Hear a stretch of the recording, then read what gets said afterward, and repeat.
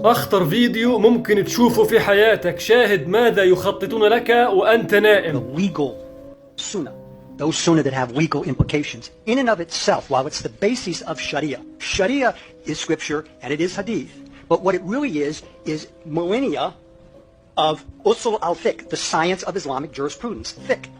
That doctrine tells the devout Muslim what abrogation is. It tells the devout Muslim how to read any particular surah.